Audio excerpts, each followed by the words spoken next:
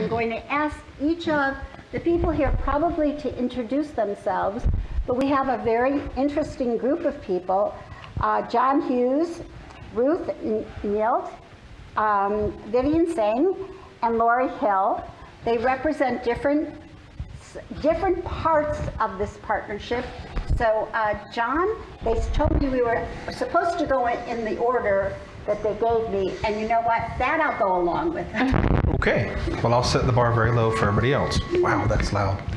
All right, so my name's John Hughes. My current position is Associate Director of the Florida Center for Reading Research, but also there I am the Deputy Director for the Regional Education Lab Southeast, which is something I think we'll probably get a chance to talk about a little bit more as the session goes on. But in that role, I oversee a lot of the partnership work, as well as look across the various activities that we do throughout the REL to sort of look at how they interact between stakeholder needs, partnership desires and wants, and then the products that we actually can produce out of that, and how those fit into sort of the IES mission for the RELs. Prior to that, though, I worked at the Florida Department of Education, and also more generally within Florida's education sort of state government realm. At various times, I was the Director of Research for Early Learning, K-12, and Community College. So I got to everything except the university system before I left there.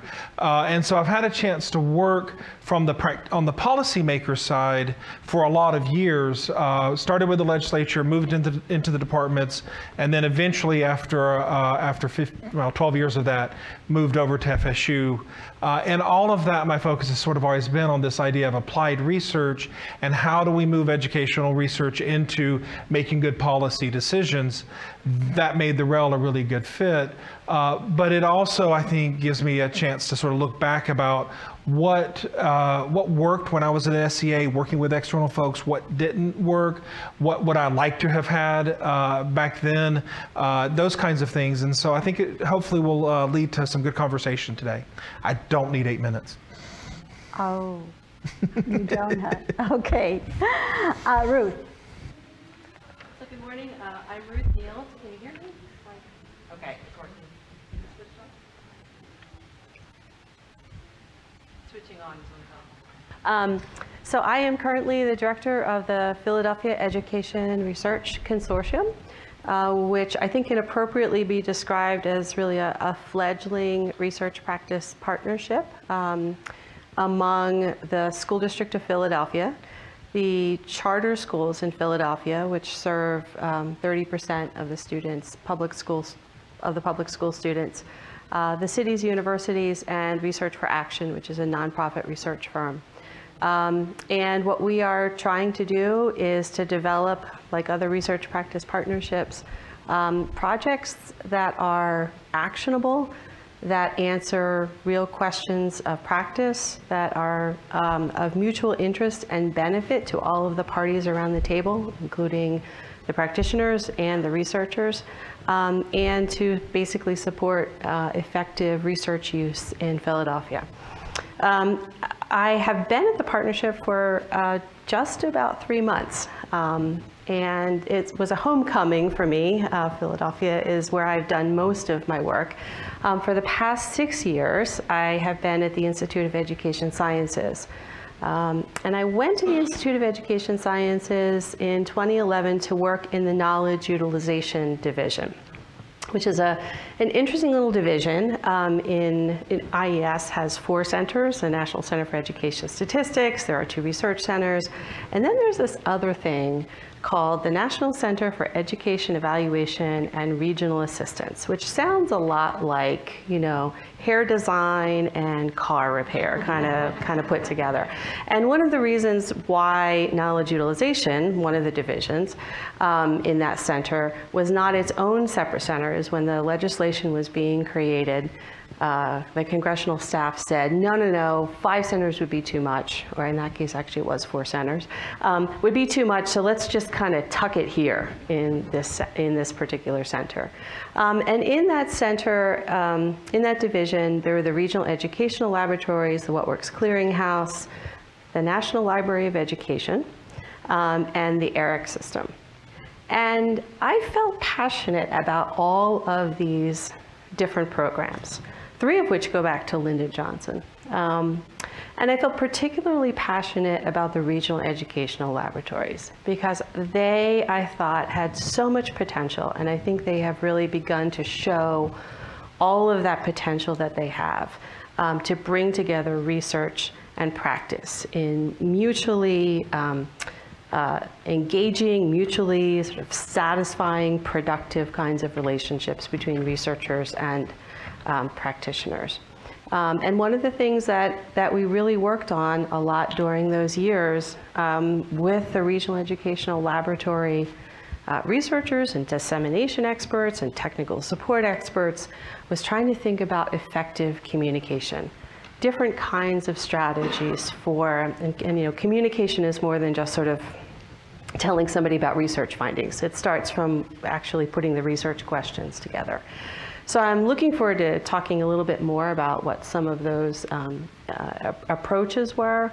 I thought that the RELs really did have a lot of potential to try to set some examples in the field of what does it look like to have mutually respectful relationships. What does it look like to produce reports that are plainly written, that are clearly written, that are brief, that are engaging, to produce infographics, to produce tools that are research informed and really usable.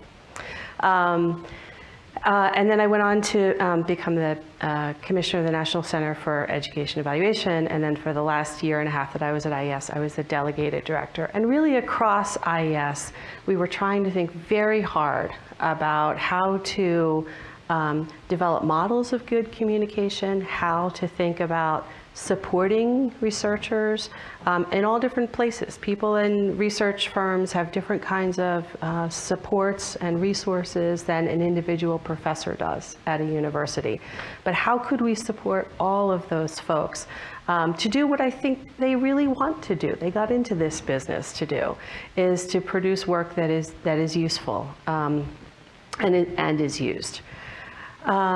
So one more story I'll just tell you about why I was really compelled to go to the Institute of Education Sciences and IES, and why I'm happy to go back to Philadelphia now. And when I was in Philadelphia, right before going to the Institute of Education Sciences, I was at actually based at Johns Hopkins, but I worked on a project called Project U-Turn.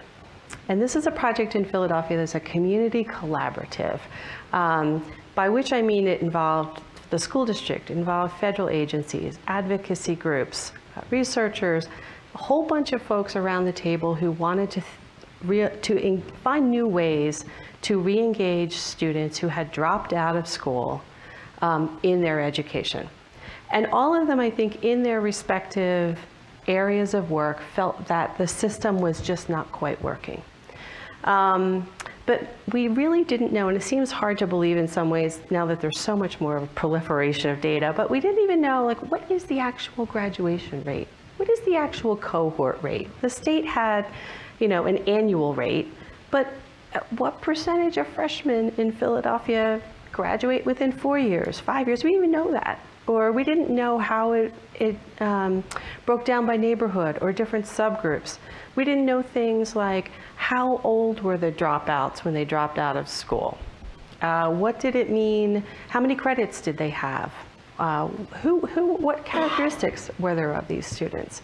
And so working together with this group, I really felt like it was like the best professional experience of my life as a researcher, because these were folks who knew a lot about those systems. They had great research questions.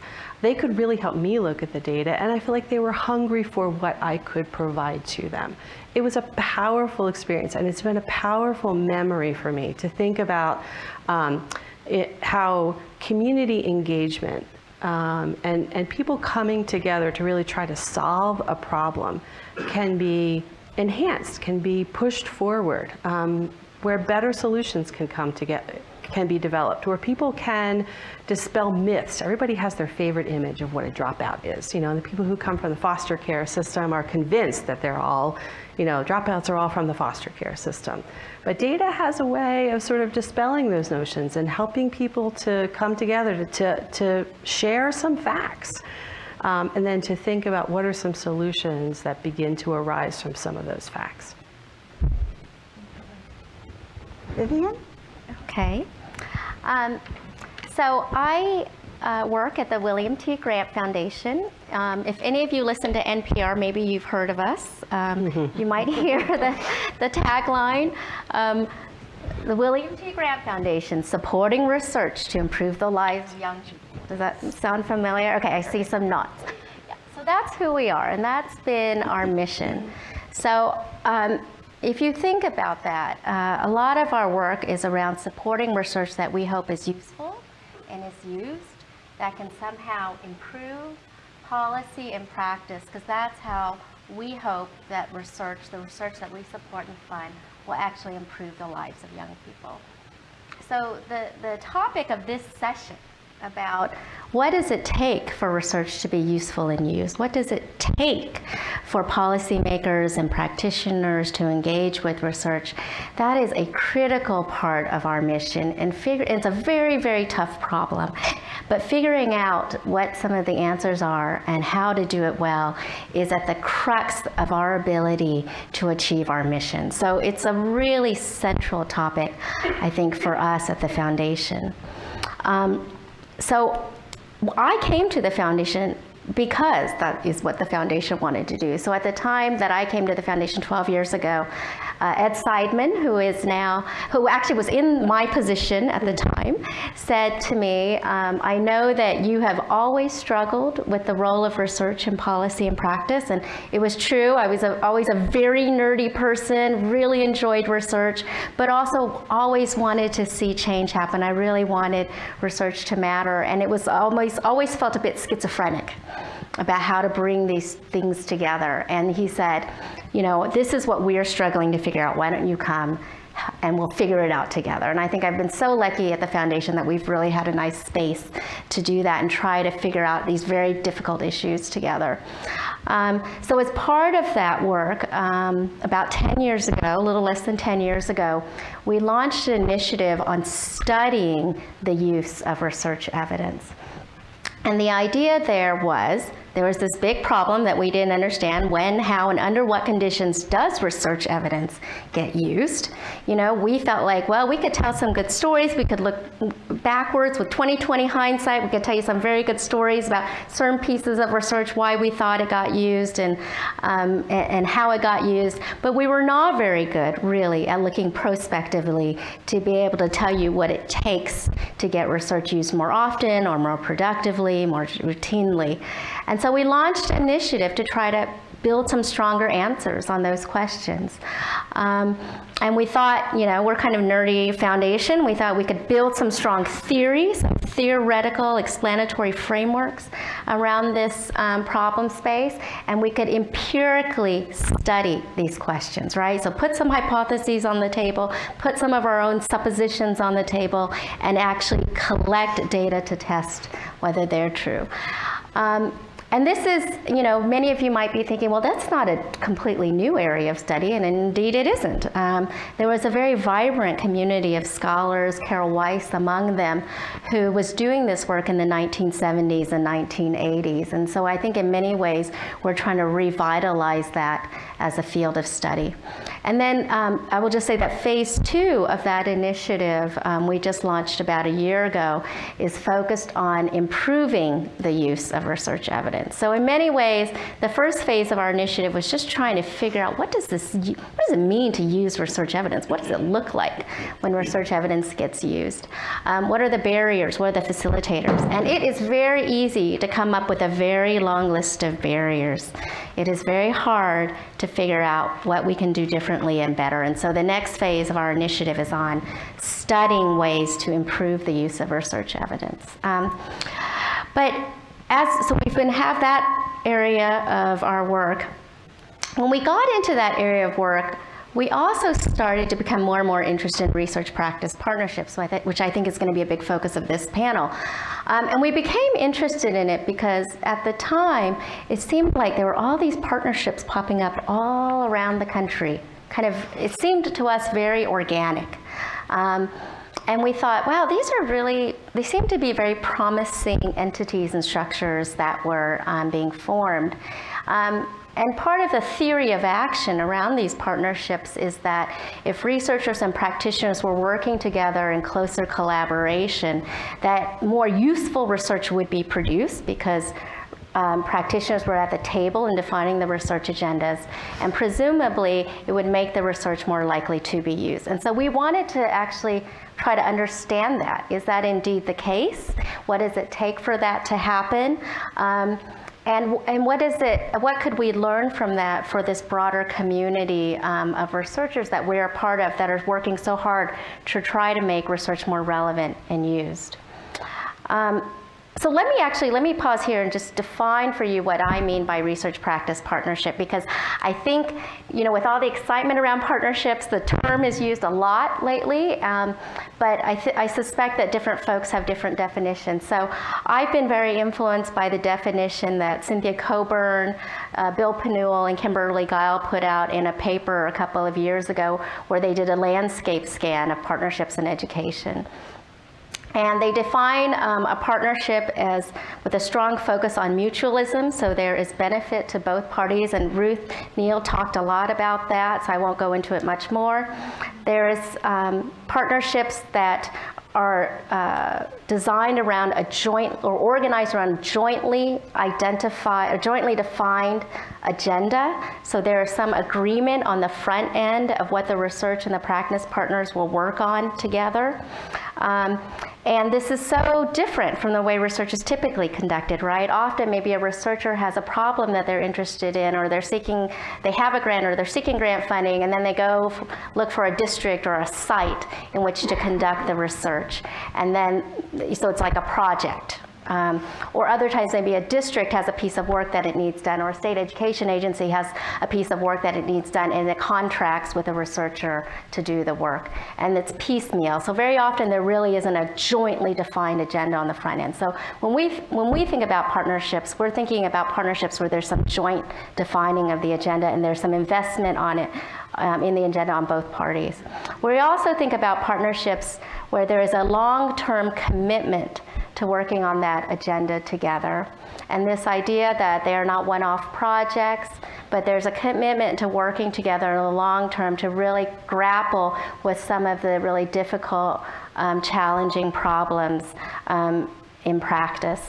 And then the fourth thing is we think of partnerships, a cornerstone of partnerships are trusting relationships, that this long-term commitment, this jointly defined agenda, that at the core of these partnerships is the idea that there is trust. And trust seems to be one of the things that enables a partners to keep coming together in the long term. Because let's face it, a lot of times research, especially evaluation research, does not deliver the most uplifting answers for a district or for educators. And in order for practitioners to really want to stay in a partnership, they need to feel like researchers are in it with them and going to help them understand what's going on and hang with them in there to maybe understand how, was it a problem of implementation, are there better ways to implement it, are there better ways to improve the program, or is it just the fundamentally something about the program or whatever it was that was being evaluated. So trust is very important for bringing people together, including bringing people back together when agreements are breached, because often you can do everything you can on the front end to lay out roles and expectations, but agreements are often breached at one point or another for various reasons. And trust enables people to keep coming back together to redefine, renegotiate relationships, and enable them to keep working together.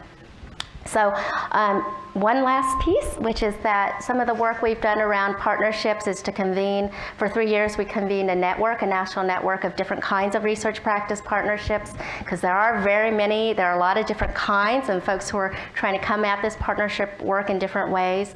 And we convened folks under the assumption that there was something that folks coming at the problem from different angles and different approaches could learn from each other about the work.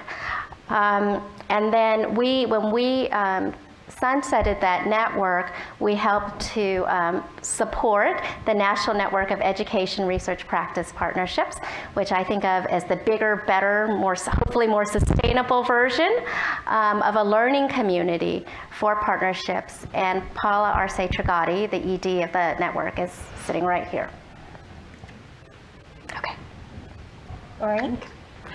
Good afternoon. My name is Lori Diane Hill, and my current capacity at AERA is Associate Executive Director for Programs and Policy. Prior to that, I was a visiting researcher at AERA who, in a hopeful, if not weak moment, was talked into taking some leadership responsibilities for programming related to AERA Centennial celebration. So I expect and hope that many of you were with us last year at the annual meeting, where there were plenty of markers in celebration of AERA's 100th year.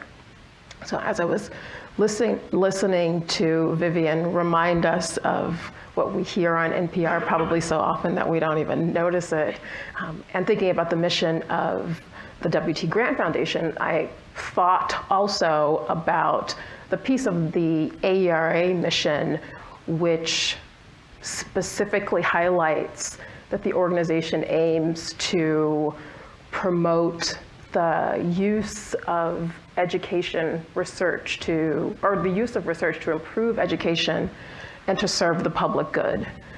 And I recognize that as much as we are engaged in the activities of the organization, that may not be something that sort of comes forward as explicitly, but a key dimension of AERA's mission is to make the connections between education and the world that allow it to be useful.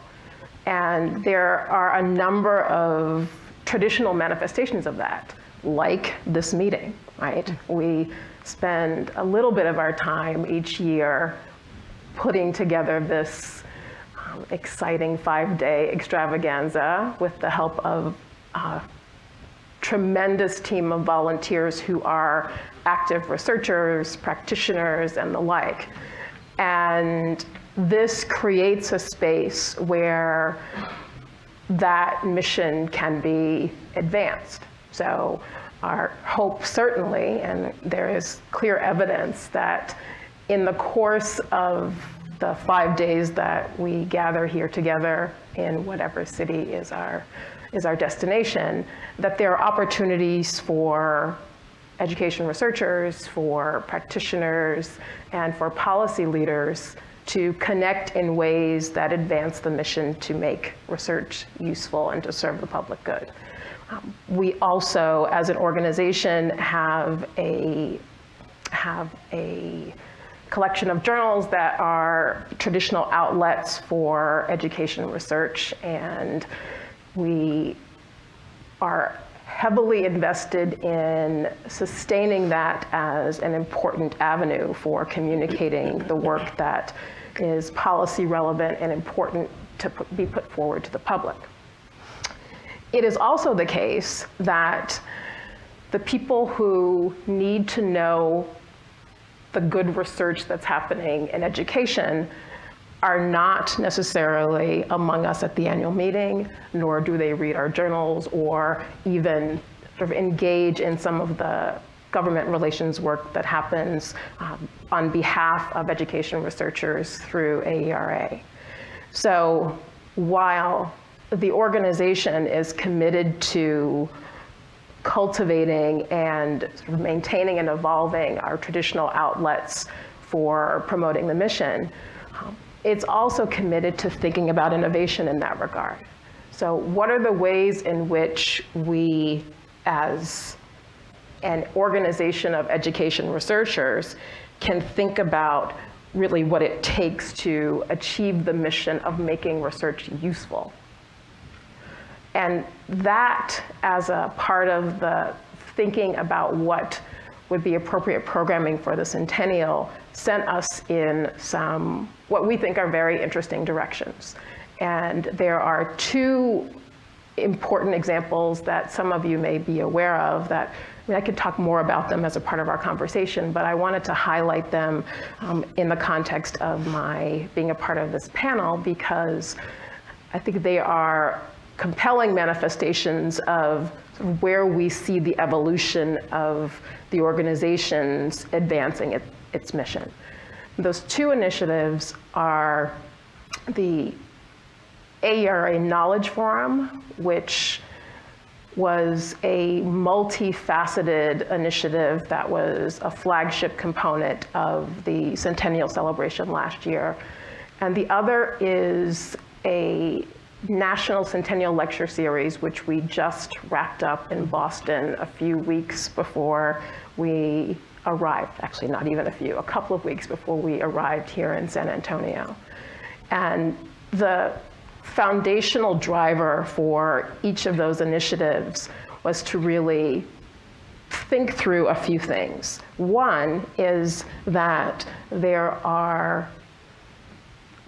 is more than a critical mass of researchers in education who are doing rigorous, high-quality work that tell us things that are worth knowing and reflect the fact that we know some things that can be useful in the policy realm.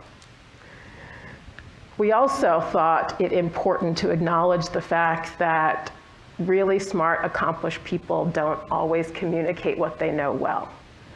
And given that, how might we, as an organization, move the needle in the direction that would allow for, I think, the thing that's fundamental to making research useful, allow for opportunities to bring together the parties who need to be communicating, which doesn't always happen, but also to create resources that support making the communication mutual and bringing parties on equal footing, but also making the substance of the research accessible.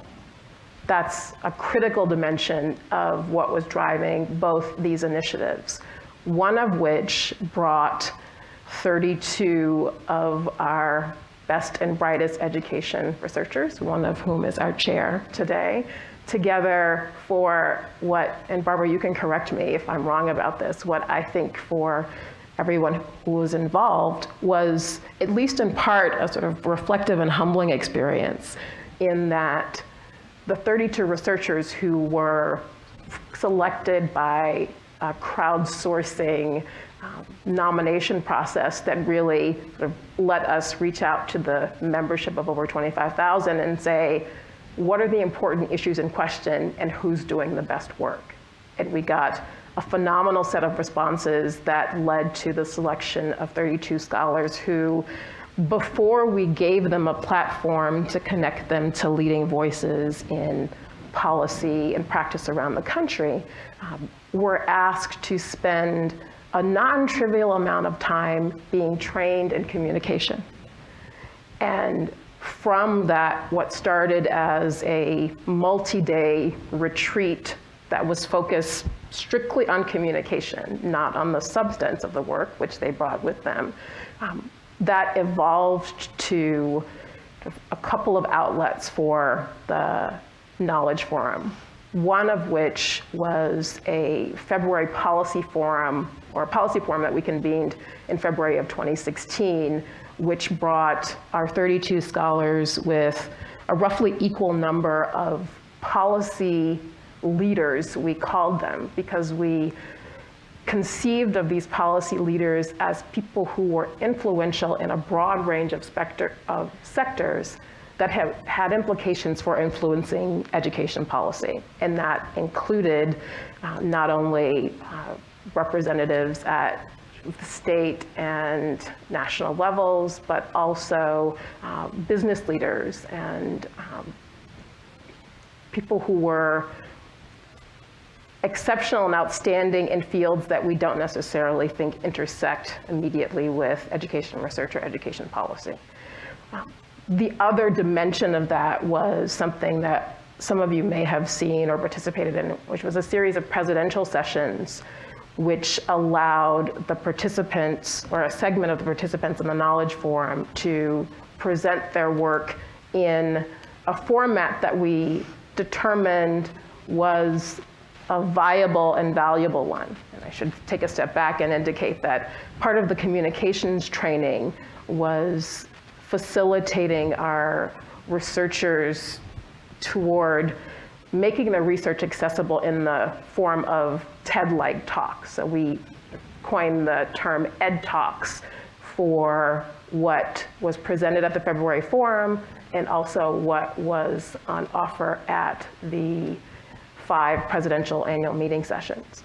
And I'm happy to expound on or answer more questions about that, but one of the things that struck me, and sort of sitting in the audience in several of these sessions, was to hear people say things like, I can remember those points, or like, I know exactly what she's saying. Like, I could go tell someone else exactly what I heard and learned here. And that's essentially what we were working towards.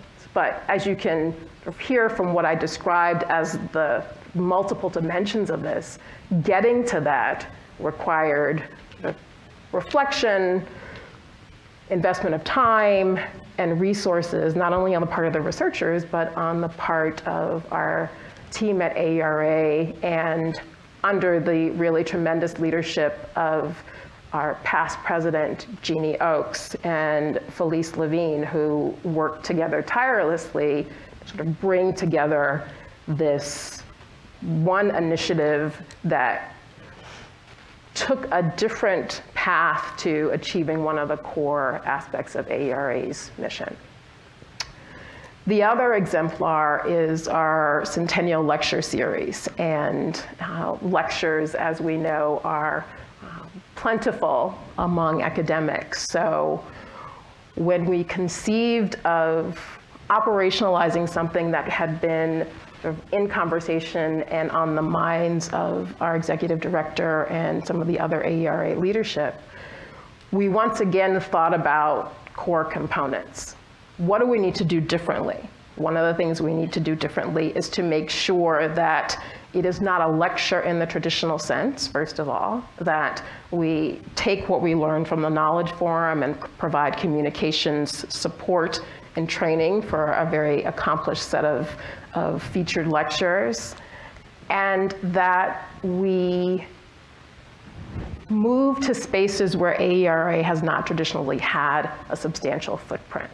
So one of the things that was sort of immediately off the table were places where AERA typically holds its annual meeting. We make a regular cycle among the places that can accommodate the association, but we thought very hard about cities around the country where we might take the research on the road, essentially, and bring it to not just the people who know us, who are our members, but to very diverse audiences who may not know what AERA is, but would be interested in the issues that researchers were focusing on. So to that end, we spent quite a bit of time identifying not just the cities, but figuring out, for example, who might want to or should hear Russell Skiba talk about school discipline and its implications for inequality and opportunity in education.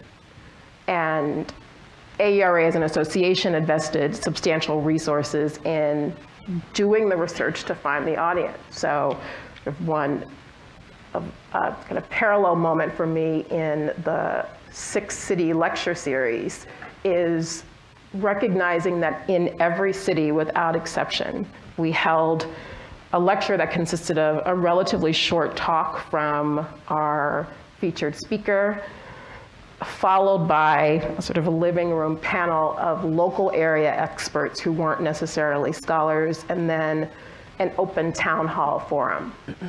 And that format not only seemed to work exceptionally well, but it was, without exception in each city, we were asked, what is AERA? Because there was always a critical mass of people in the audience who had no clue about what this organization is, but learned from a principal or a parent or someone that we had reached out to that this event was happening and it was on this topic.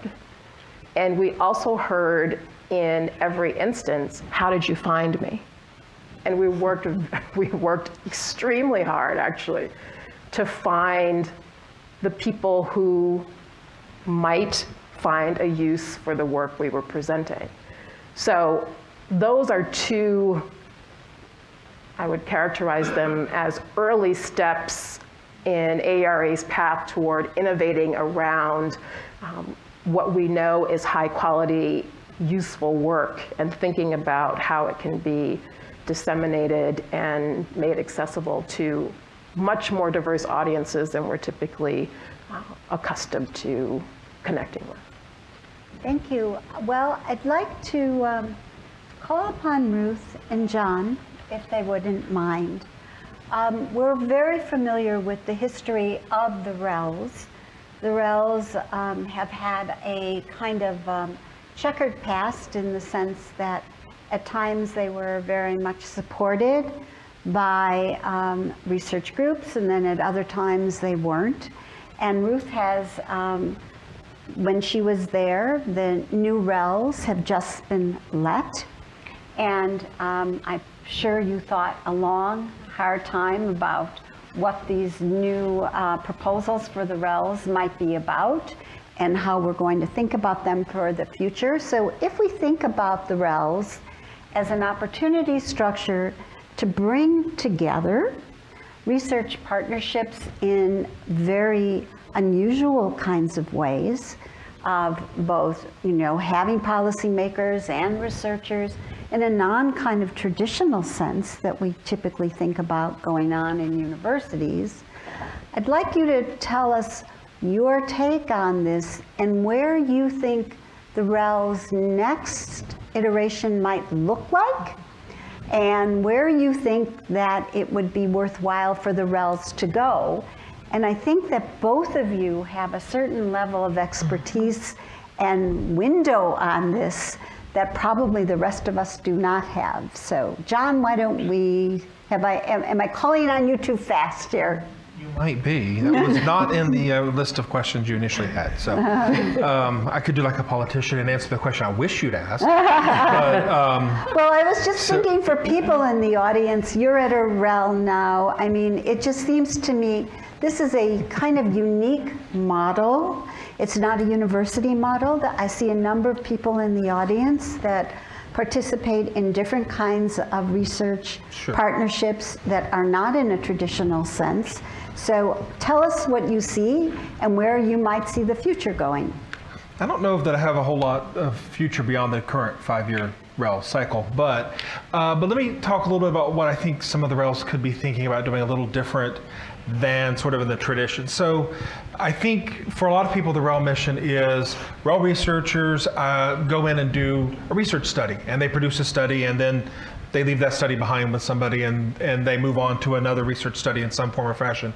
The studies are always of very good quality, they're always well done, but they're research studies. And so the question then becomes, what more could a REL be doing, and where might that go? And so one of the things that I'm trying to encourage in our REL in this cycle is thinking about us not being the researcher, but what other researchers can we bring into the relationships that we're building with our SEAs and LEAs? So a couple sort of simple examples. I was talking before the meeting. One of our partnerships is one in which the goal of the partnership is to help the LEA, or in this case SEA, actually build a partnership, right? We're not the researchers, but they have researchers they want to work with, but they don't know how to engage them. So we're going to spend a year or so helping them learn how to engage others, and then we'll probably walk away. So we're bringing the expertise around the partnership building as opposed to the research side, but they're still connected, right? Because the partnership is all about research. When we build our real partnerships, one of the things that I've asked all of my team to sort of think about is, a partnership needs to have several different kinds of things in them, and one of them is, who's going to come up with the questions? That can be a lot of different kinds of stakeholders. Who's going to answer the questions? And who's going to sort of organize the work? And traditionally, the RELs did 2 or 3 of those, but I kind of think maybe doing just one of them sometimes is okay. That is, organizing the work.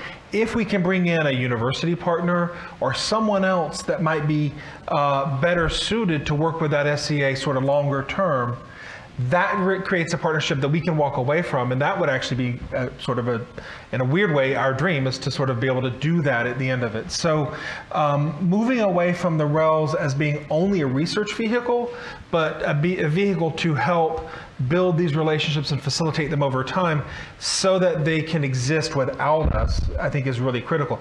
There's a few cases where I think we might actually get there. I mean, it's not easy, and a lot of times when we walk away, the initiative can die, but that's sort of a goal, I think, that all of us should be thinking about.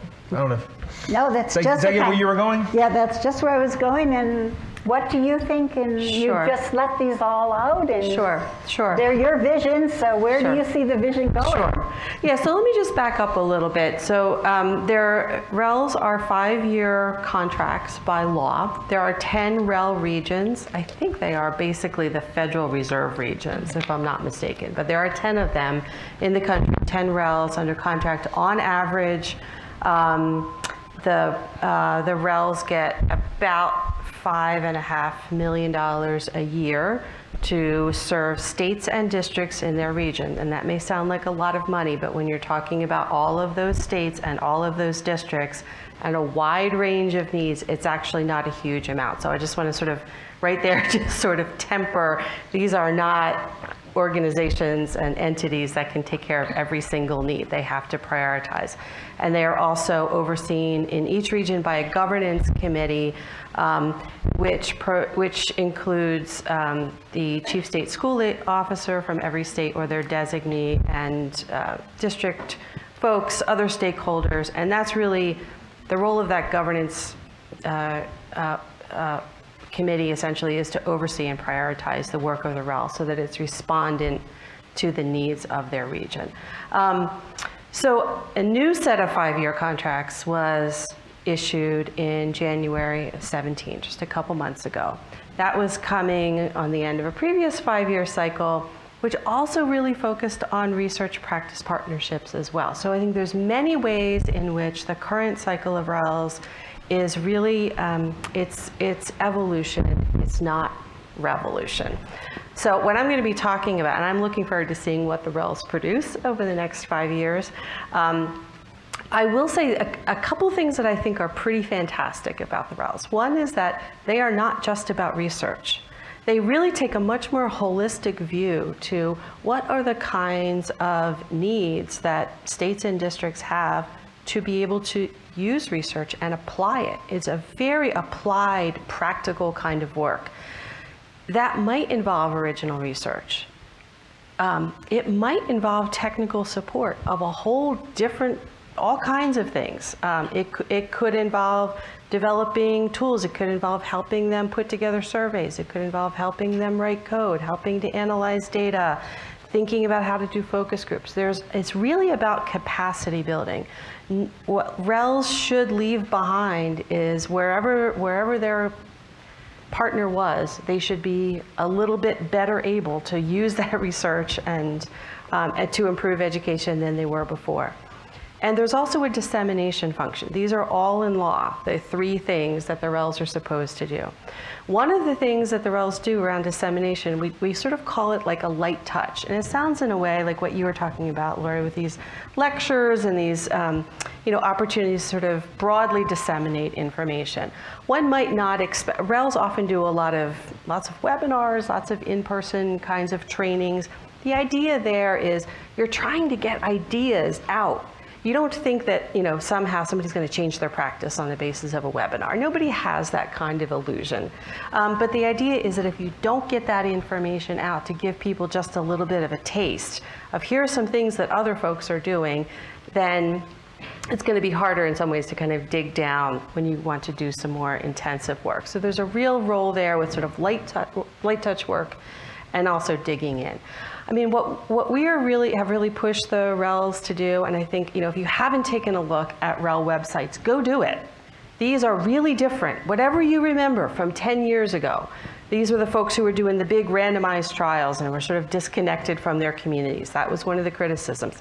That's all over. Go take a look and see what they have produced. So one of the things that we have done that I'm super proud of is their reports are a maximum of 20 pages of text. Now that might sound really long, but hey, they're not like the long 200-page evaluation reports. And many of them are much simpler than that. They have a fantastic way of showing people, they start off with like, why this study? Like literally, that's across the top. What were the questions? What did this study find, and what are the implications? The work I'm doing in my research consortium, we've just taken that whole, we're using that example from the RELs. And I can tell you the School District of Philadelphia, where I'm partnering, they're using the same thing for there. So that's the idea of like developing some models. We haven't had great models for how do you produce work that's really usable for practitioners. The other thing that RELs really do is they don't serve just their regions. They are serving their regions primarily. Those are the clients, primary clients, and that's where the research comes from. The research ideas come from. But they're producing work that they hope and they try to show is relevant to different regions. And they provide models and examples. Here's what you could do with your data. So when I showed up at my desk 3 months ago, I found a bunch of REL reports sitting there that had been left for me by the previous person. And I looked through the folders and look, lo and behold, there were a lot of, for example, there was one from REL Northwest on English, looking at English learner trajectories. Why were they looking at that? It's because they knew that that was a question that was coming up in Philadelphia. How long does it take our English learners to be reclassified? What are the characteristics of students who are taking a longer period of time? Because we want to try to understand that to do something about that. So where could they go to get really good accessible models? They didn't have to go behind a paywall. And you could see where it was written plainly. And the methods were written out. So if you didn't really know exactly how to do this survival analysis, here's how you could do it. And here's some examples of how you could present this information. They went to the REL materials. And the RELs aren't the only place to get that. There are other places too. But I think if you look at the breadth of what the RELs have been producing, and if you get IES news flashes, you will know that there have been a lot of reports coming out recently on all kinds of topics. We used to talk about them at the department as the canaries in the coal mine, because by the time ed leadership understood that something was an issue, the RELs were already on it, because they were listening to issues in their region. So we would have these folks who would call up from program offices, we really want to talk about discipline disparity. Well, guess what? The RELs have been working on that for 3 years, and here's something that you can use. Oh, we really want to talk about early warning indicators. Okay, yeah. There was a guide that was produced, that has gone on to, went on to form a basis for Department of Education technical assistance. So I think there's all kinds of examples, and there's incredibly flexible money. I mean, frankly, it's not limited by topic. It's not limited by type of analysis. And so to me, it's really exciting because you can really see what comes from researchers and practitioners working together and really being given license to be imaginative and think of practical tools. I would love, John, for you to talk about the tools that REL Southeast has created, because you have done some amazing work in terms of research-informed tools. That's okay, Barbara? I absolutely would love to hear talk about those tools. So the REL contract for us is held at the Florida Center for Reading Research. So one of the advantages is we have a lot of great reading scholars and a lot of folks who have a very strong reading background. So one of the things we've done is work on a series of different kinds of literacy-based tools. I don't know that I can get into the details of them because, quite honestly, some of them elude me and they weren't always my primary projects. But a lot of these are things that are designed to help practitioners think through the process of doing something, which could range from adopting an evidence-based reading curriculum to identifying an evidence-based literacy intervention to I think we did that at the lower level, 1 through 3, then we did it again at the 4 through 6 level. So we're able to create, basically, tool is kind of a funny word because it's really just a paper document, but it's a paper document that's formed around a sort of a checklist and a process and something that ultimately results in making it easier for a practitioner, somebody in a school district, to basically walk through a really good process to get to a good selection at the end. And we've done it around early learning, early literacy, adolescent literacy, I think ELs, reading curriculum, and we're doing some now around dialogic reading in the next cycle. So, these kinds of things I think have been really popular and really useful. They're not research reports. There's no p-tests, there's no regression lines, but it's stuff that takes the research and then puts it into a structure that lets somebody else take advantage of it without knowing it. And I think that's really the ultimate sort of key to those. Thank you. So I had one more comment that I was hoping that Vivian, and then I'd like to open it up to the floor. So we've been talking a lot here about the partnerships and the space that you brought up that talked about policy. And one of the things that I think that William T. Grant has done, which is a little bit outside this particular meeting, but very important to highlight, is where does knowledge get used? Are there places that we don't think about where knowledge from the research community is being looked at very seriously? And one of the projects that they are currently funding is someone who's been looking at briefs. These are actual legal briefs that have gone and looking at and coding those legal briefs to see what kind of research has gone into it. And so, Vivian, I was going to ask you, I mean, that was one space that I was just taken away by. I thought, what a great idea. Are there others that you've got that you're like up your sleeve that you think are really unusual? Well, so the study that Barbara just mentioned is being led by Patricia Marin at Michigan State University. And so she's taking a look at the ways in which research is being used as part of amicus briefs in the Fisher cases. So these are cases around affirmative action. So it's interesting because a lot of times when we think about the use of research evidence, we might think it about among politicians or legislators. We might think it about it among agency leaders or administrators. Less often, though, but we could still think about it, is how is research evidence used in the court system?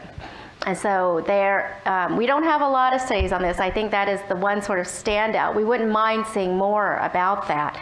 And it is interesting because, if you think about the legal system, the court system, it's a space where there are more, it has itself some very well-defined rules of what is considered evidence and rules around how evidence can be entered into the record.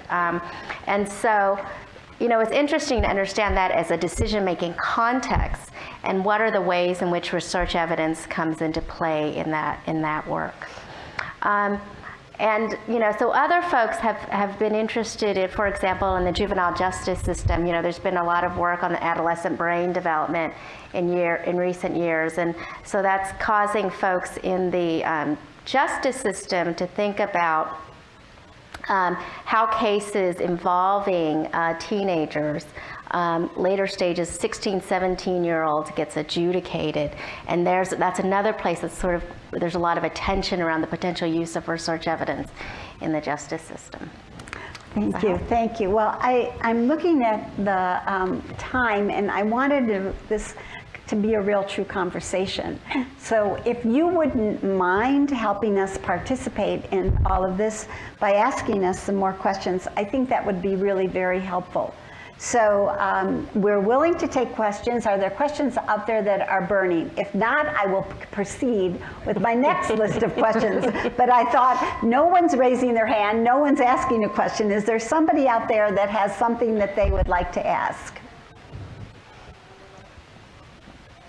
A very quiet 5 o'clock, I gotta say. No one, nothing here? Okay, well then we'll just go on if you don't mind.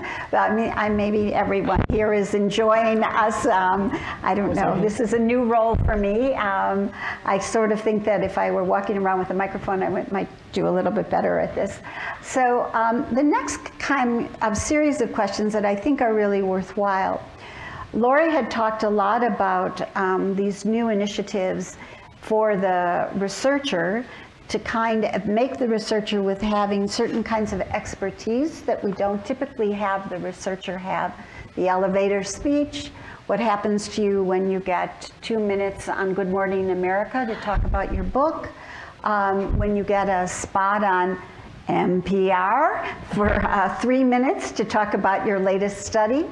So then the question becomes to Lori and to the rest of our panel, what evidence do we have that these kinds of things that we did really are making a difference? Or do people fall back into wanting the 200-page report, even if we give them the 20-page one? Do they really want to know much more than the elevator talk, or has tweeting become the new vehicle by which we communicate with one another? So Lori, why don't I start with you and then we'll go down again. So I think you've very nicely mapped out the danger zone in some of the innovation that we're very excited about. Sort of starting with the tweet dimension and working back.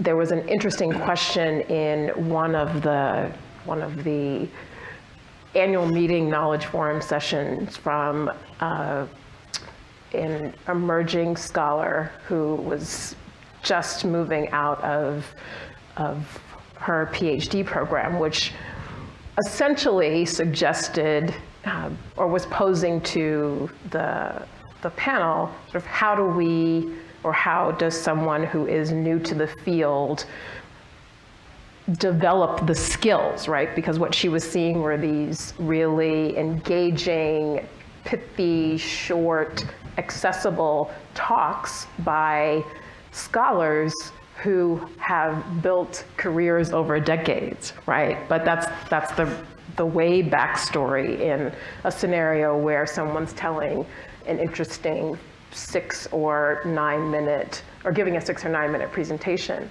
So I think part of there are 2 dimensions of the challenge. First of all, thinking about the initiatives that I described, I mean, one of the things that we continue to debate about is whether some of the objectives are the right ones, in part because we can't measure them. Like one of the objectives of the Knowledge Forum, for example, is to cultivate relationships between education scholars and leaders in the policy realm. Well, we saw them talking when we brought them all together for the day and fed them very nice meals, and we hope that over some amount of time there will be opportunities to leverage those now more personal relationships in ways that use education research effectively to improve policy and the like.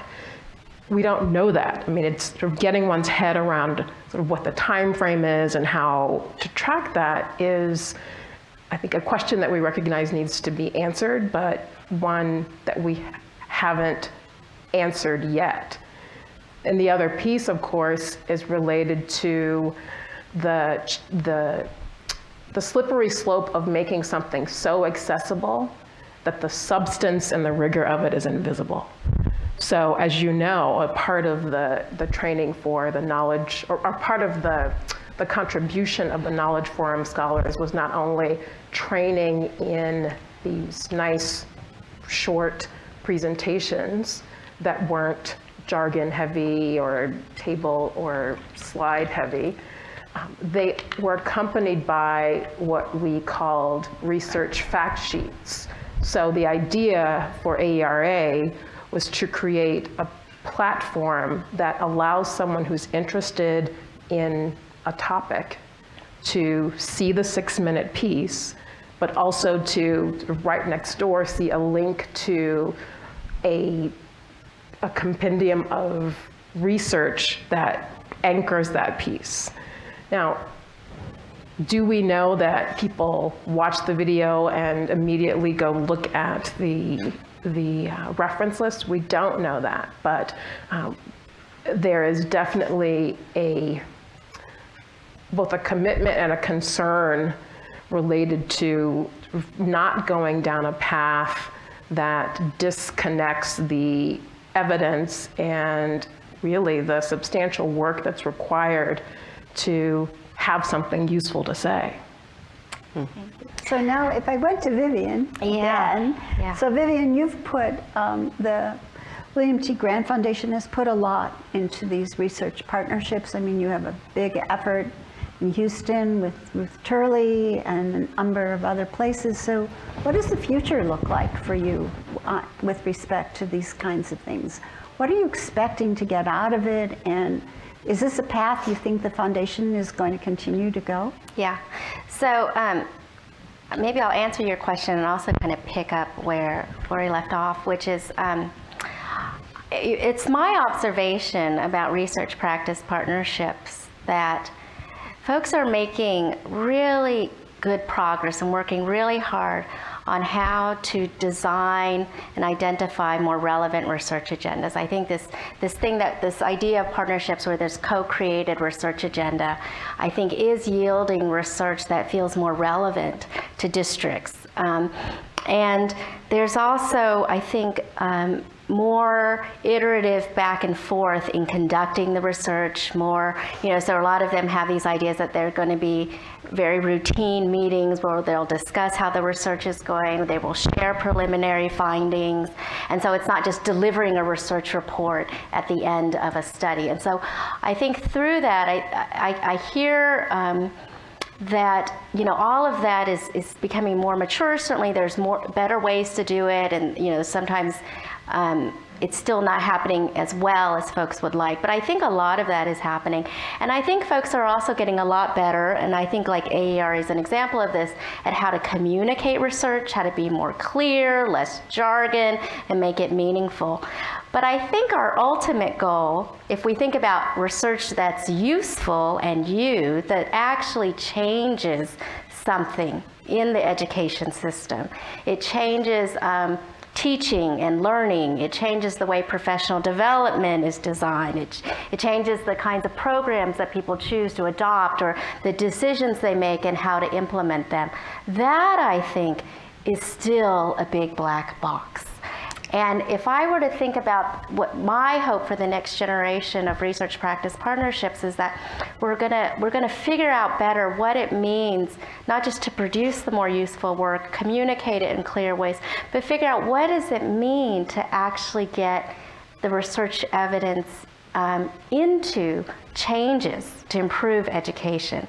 And that, I think partnerships, I hope, are a terrific place to try to understand that, because if there's any hope for it happening, I hope it's in a place where researchers and practitioners have decided they're in it together, they're jointly focusing on a problem, and the research is conducted in the district or that's being served. So it's not, they're not asking them to take research from another place. So I think if there's a place we could shine the light on and really try to understand what it takes for research to get used and to drive improvements in teaching and learning, I hope it'll be in these partnerships.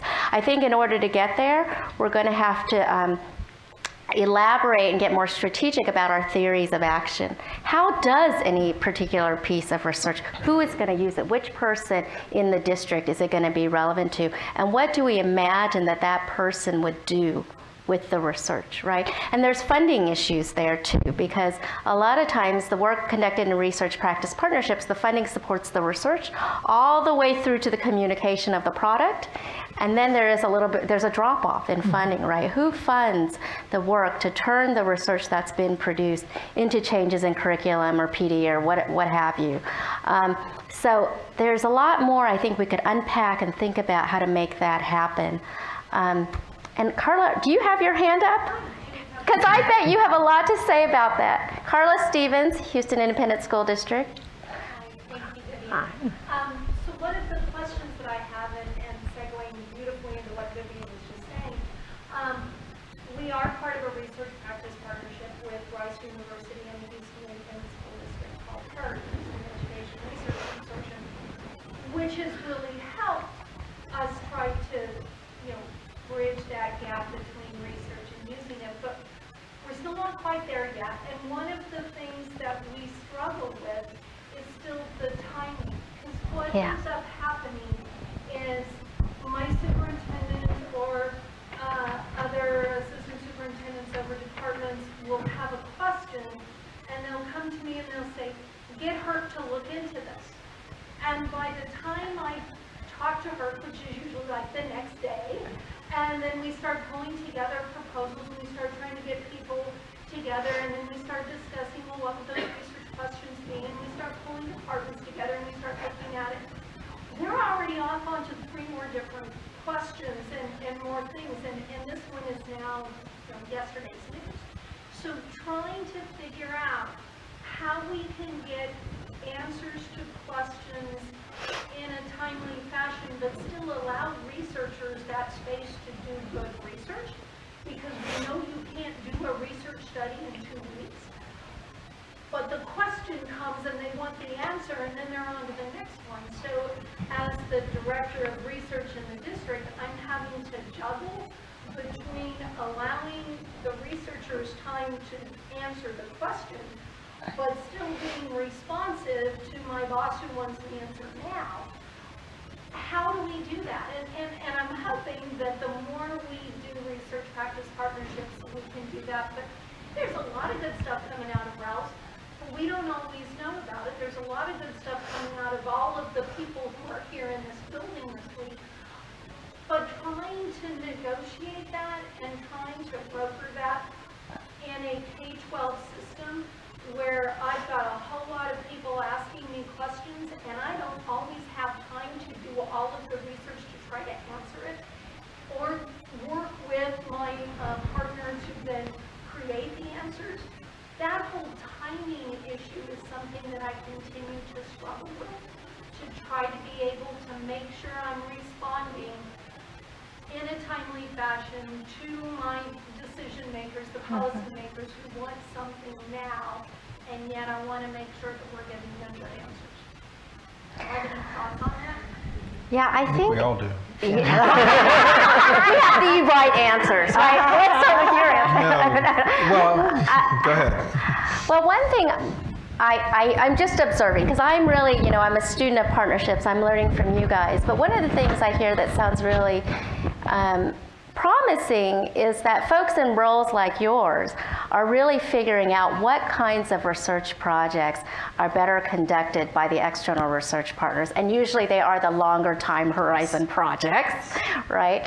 And then they're figuring out which things they really need to hold inside, like in your research department. And usually those are the things that have a quicker turnaround demand. So I think even just sorting through of all the variety of research needs, what are external research partners better suited to do?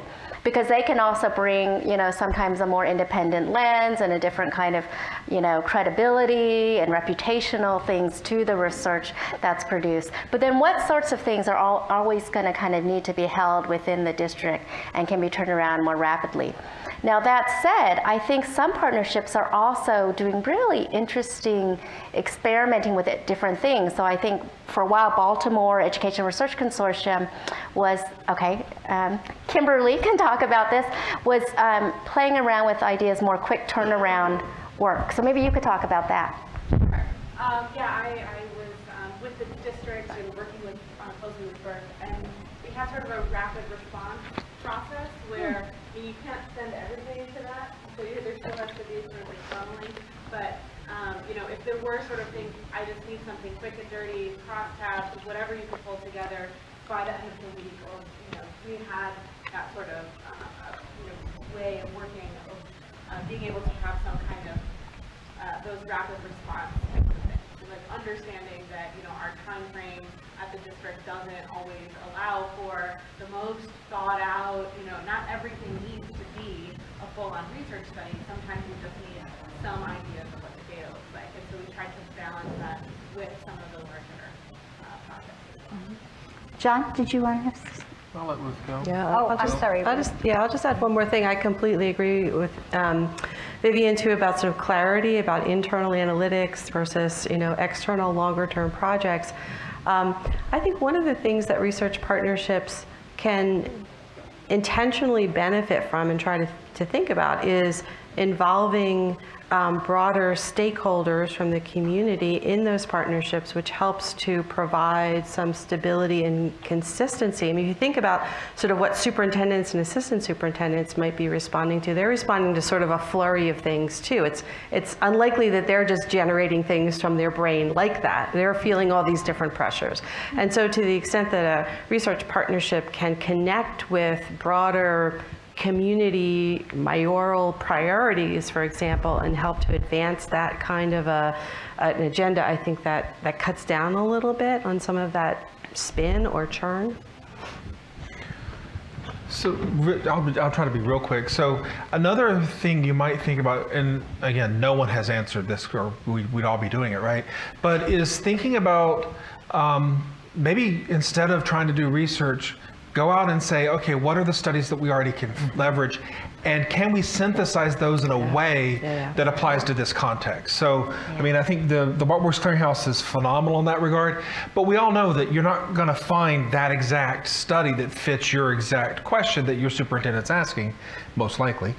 But there might be 3, 4, or 5 that you could pull from and then say, oh, look, these were in similar areas or have similar commonalities or something like that. And then I think you have to go out on a limb, right? At a certain point, you have to say, based upon what we can find, our best estimate is that this would probably do the following, right? Or that this is maybe the best way to go.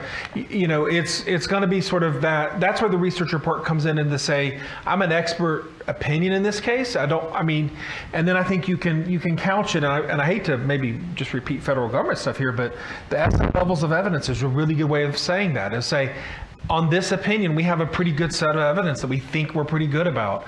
This is weaker. And so if you can talk to your policymakers about that. There's a risk here, but this is what the best evidence is out there. And then, yes, we'd love to go and do some research and maybe, test this in our own district. But in the meantime, if you need a decision this week, this is what I would do. Yes.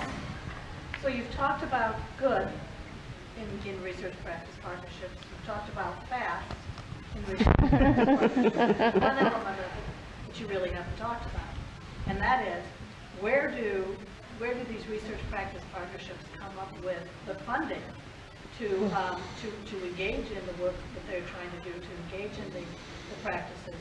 And from a particular perspective, how do you get the philanthropic community to understand that getting the answers to questions that people have is as important as giving them a program or an intervention? So I think one of the exciting things about the last 6, 7, 8 years is that there has been more money, both public money and private money, going into research practice partnerships. Very sizable amounts of money, especially if you think about on the federal side. So the Institute of Education Sciences has been funding, has created a researcher practitioner partnership grants program. The REL Research Alliances, both the current 5-year contracts that just started, as well as the last set of 5-year contracts were, supported research practice partnerships across the country. Spencer Foundation also has a research practice partnership grants program, and I think they just funded their 2nd cohort of grantees. Arnold Foundation has put a lot of money into, it's helped establish HERC, the Houston partnership that Carla is a part of, as well as one in New Orleans, AERA New Orleans. And then you see a lot of other foundations that are interested in the Carnegie Foundation model of research practice partnerships. And so you know, Overdeck Foundation, Rakes Foundation, Gates Foundation, you know, I'm sure I'm missing some, have also put quite a bit of money into networked improvement communities as a type of research practice partnership. Our foundation supports our local partnership, New York City. We're a smaller funder. We're not quite at the same place as Arnold or a place like that, so we've thought about our work a lot is trying to build up the capacity of the field to help people do this work better. So that's a lot of what our network was about, and we've created a resource website to try to share out with other folks what has been learned about partnerships. So, you know, I hope that this work will be sustained, because, you know, Lord knows if we want to get better at it, it needs some sustained support. But I think, right, you know, to date, I think the recent rise in funding is very promising. Yeah. And I would just add, I think for many funders, philanthropic funders, probably WT Grant Foundation aside, education practitioners are sort of a more sympathetic recipient than researchers. And that's just the reality of it. So I think to the extent that district and state staff are able to say, this really helped us. And I think clarity about, and it helped us because this is something that we wouldn't do internally in our analytics shop, for example. It helped us to do more. Here's how it helped us to figure out how to serve these students. Or here's how it helped us to match funding with this particular group of kids or something, and we were able to serve them better. That, I think some of those stories could be powerful. I think, isn't someone hosting a meeting this summer on research partnerships? Well, NERP, which is the National Network of Education Research Practice Partnerships, hosts an annual meeting of its members, and I think it's always welcoming of new members. Carla's nodding, so I guess so. And it is, so if anyone is interested, I would encourage you to look at it. You can look at their website. If you Google NERP, National Network of Education Research Practice Partnerships, the next meeting is at the end of July, and it will be hosted by TARA, the Tennessee Education Research Alliance in Nashville. Let me throw out a plug for the possibility of a very cheap partnership that doesn't require external funding. Most faculty will work for data. Right? If I worked at a state agency that had really, really good data, and one of the things that we learned to do over time was exchange data for research questions. Yeah. Now, I won't say we were always good at identifying good research questions, but we were able to come up with some partnerships. They were very informal. I wish I had it to do over again, but there were a couple faculty members who were able to produce, you know, a dozen articles, but we got first look at that data, right? I mean, we were able to give it to them. We wanted them to research certain things. They did what we asked. We got it, but then they went and did all sorts of other things with it. Now, obviously, you can't do large-scale SCTs. There's certain designs you can't approach that way. But if you're using administrative data, that's a simple partnership. And if you can build the trust with your SEA or your LEA that you'll be responsible with their data, you may get access to a treasure trove of information that you may in fact be one of the only people to do it. An example for Florida, if you go back and look, was David Figlio, who's now at Northwestern. For years, he was the only person who had access to FCAT data. And that was the best state assessment data out there. And he mined that for years because we had built up that trust relationship. And it did not cost the state anything. I don't think it cost him anything. He probably did get some funding on his own. But I mean, that really wasn't the primary source of funds. It was basically his salary and his grad student assistantships. That's a relatively inexpensive partnership. Yes, please. On both sides, institutional support for these kinds of partnerships. And what I mean is, I think there's a lot of people on both sides who have moved beyond sort of, the gap between research and practice, and there's a lot of researchers who absolutely want to be involved in these partnerships and think it's important that their research really affect practice and can get towards that black box when we do the implementation. And then on the other side, I think there's a lot of practitioners who see the value in having research. So my question is, what about the professor that wants to be doing that, especially, say, a newer professor who's being told, well, yeah, that's not part of what your agenda is. You do not talk to that. There's, you know, you're supposed to be doing these things. And then on the other side, if you have, say, you know, teachers in the classroom who think that we want to be part of these partnerships, but what they're hearing is, no, you need to be thinking about your test scores and doing those kinds of responsibilities. So I guess my question is that an impediment that any of you have seen in your roles, that, you know, even though the people who would be in these partnerships want to do them, they don't have the support for it, and if so, how do we? Yeah, I think that is the $10 million question. That is the big pink elephant in the middle of the room. So one small way that our foundation is going to try and address at least part of that problem is we've just launched an institutional challenge grant. And the challenge grant is to support a researcher to partner with an agency in a research practice partnership to reduce inequality, because that's our other priority. But here's the institutional challenge piece of it. The institutional challenge piece of it is for the research institution to take a look at its own policies, culture, climate, and what it can do to be more supportive of partnership work and of the researchers who engage in partnership work. So we don't have the answers. We don't know what universities need to do to be more supportive of faculty doing this work, but we would like folks to take a good hard look at their institutions and propose to us what they think they could do. And certainly around the country you see, you know, slowly more and more presidents and provosts talking about wanting their universities to be more responsive to communities. And so, you know, it's thinking about, well, what kind of institutional change is needed to do that?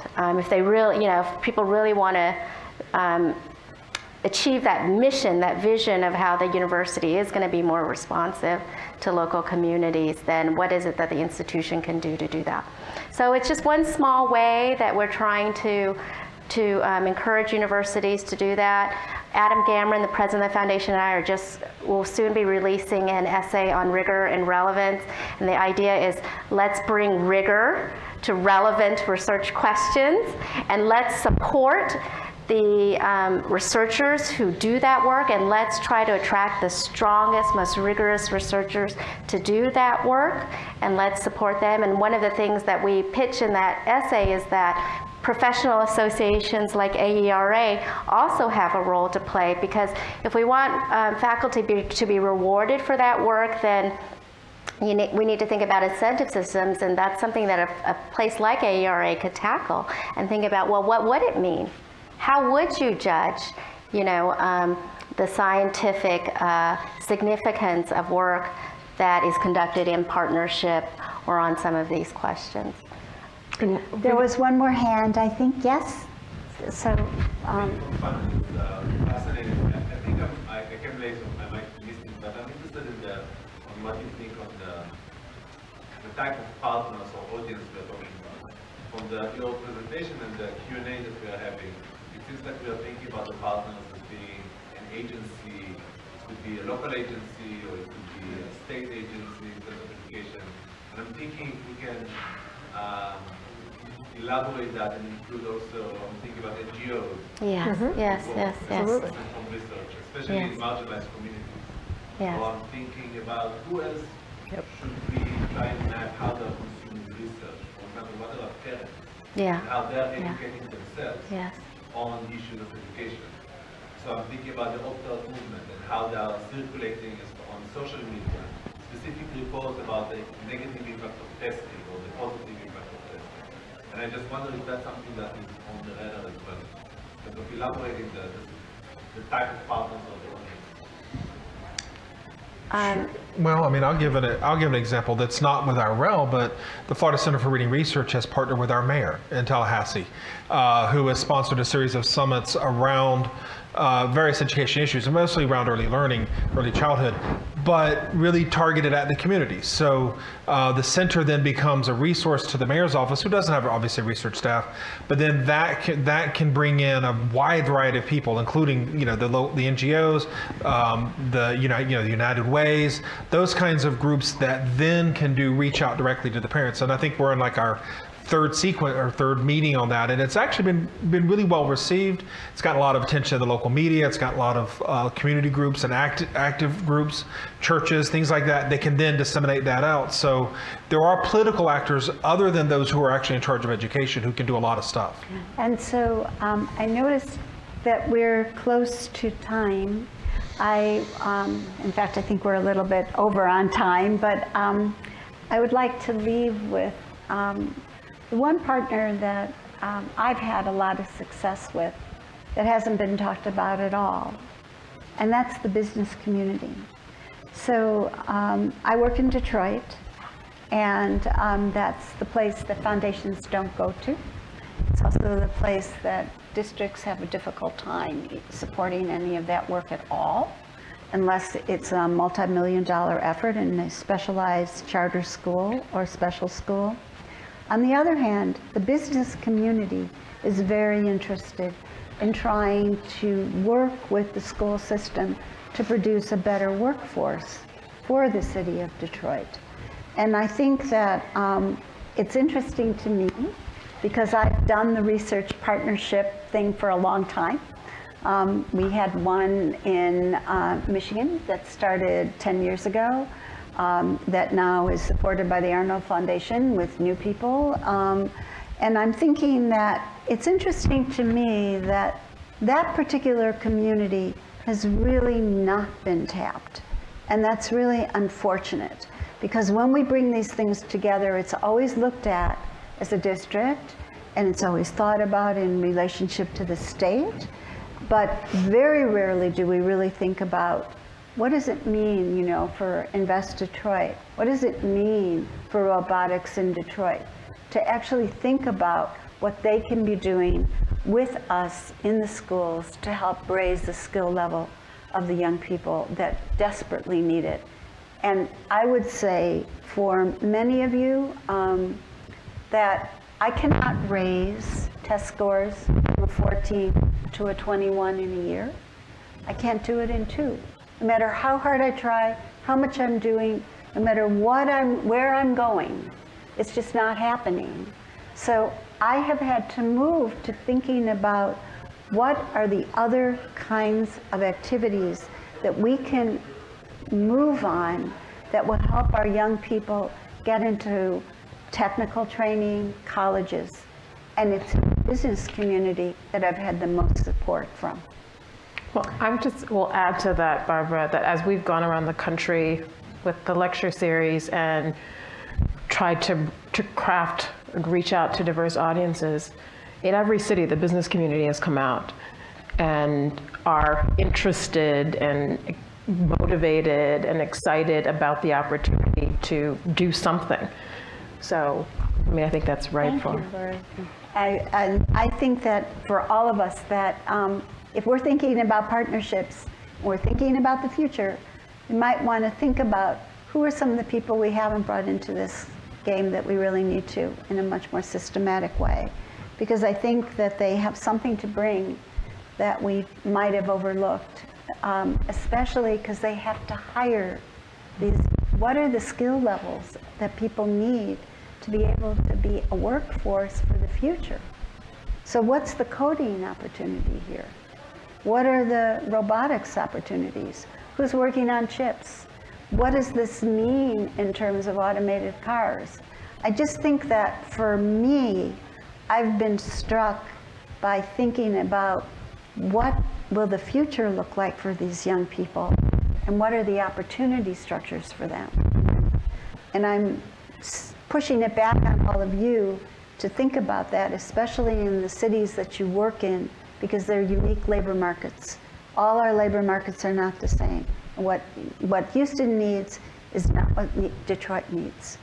So I think this is a real challenge for us. I want to thank you all This has been great. I mean, it is 10 to 6. We are 15 minutes over, well, almost 10 to 6. And you're all sitting there. I get the sense that you'd like to keep talking. I don't want to keep people in this room, but if you want to, we'll stay, we'll keep talking, if whoever's here. I want to say thank you again for really being part of this and to this very wonderful panel. And I'm sorry I didn't follow the script.